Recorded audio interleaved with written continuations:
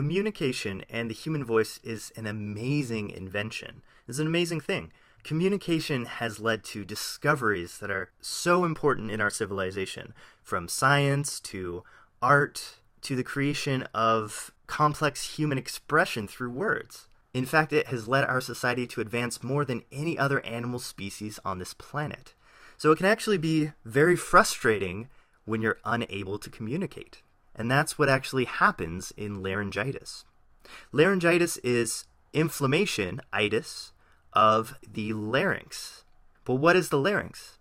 The larynx is also known as the voice box. And in this picture that I've drawn out over here, you can see a human head.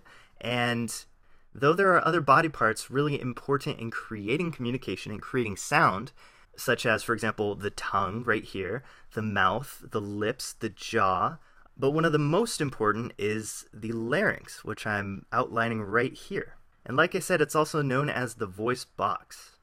Now let me take a quick step back to really acknowledge what we're really looking at here. I've sketched out a 2D representation of essentially human body if you sliced right down the middle. So you see, like I said, I point out other structures like the tongue, the jaw, here's the nose, this is the nasal passage up here.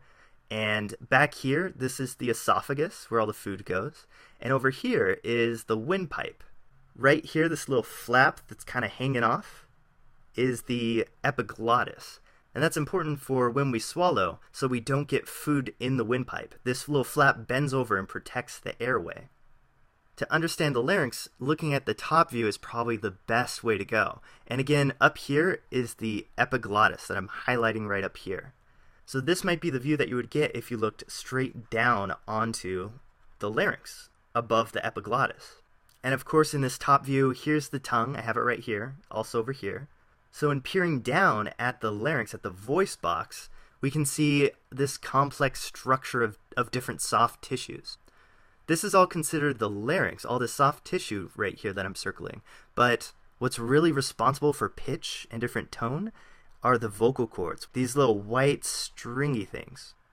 In order to create sound, a person will exhale. They'll breathe out air from their lungs, and this air will pass through the trachea right here and through this opening in the larynx. This is also known as the glottic opening. So air passing through this little opening creates sound. And the way sound is actually produced is very similar to wind rushing through an open window, if it's cracked slightly open. When air goes through a very tight space, it creates sound. It's also similar to what you hear when releasing a balloon that's filled with air. Air will rush out of the balloon and create a sound. And also note, if you pinch the sides of a balloon, right, the sound can become more high-pitched, and that's because the opening for the air to rush out is narrowed. So it would make sense that these vocal cords would actually have to come together and narrow to be able to create sound. And when air rushes through, these vocal cords vibrate back and forth, which can lead to different pitches and tones in the voice. One final analogy that I want to use is probably the most relevant for the vocal cords. And that would be the analogy of a guitar. In fact, I would say that the vocal cords act most like a guitar than anything else.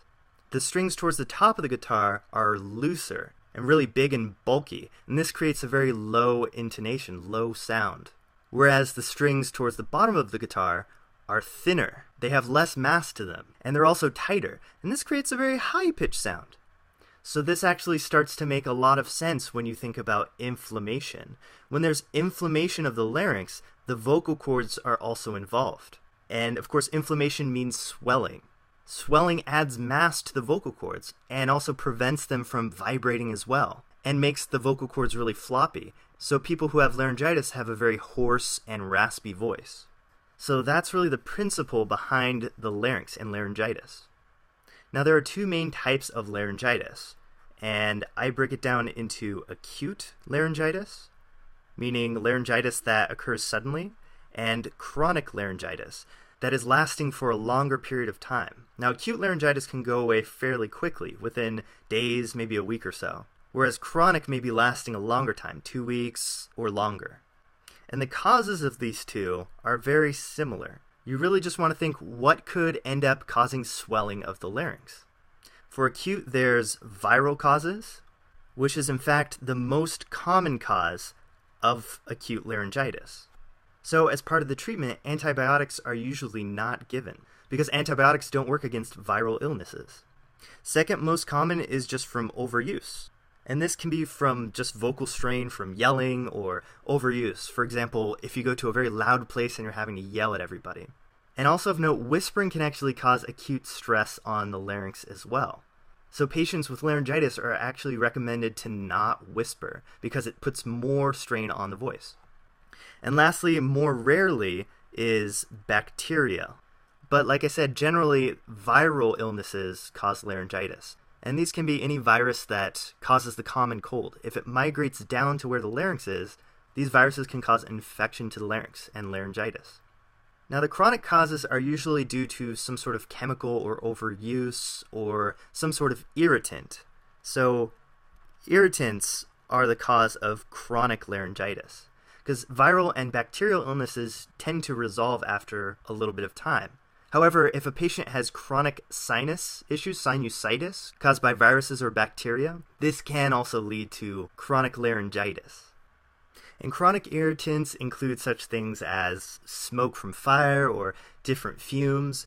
Chronic exposure to secondhand smoke can cause laryngitis, and overuse and repeated strain of the voice. For example, singing or talking a lot, like I'm doing right now. And also reflux disease or vomiting can cause chronic laryngitis.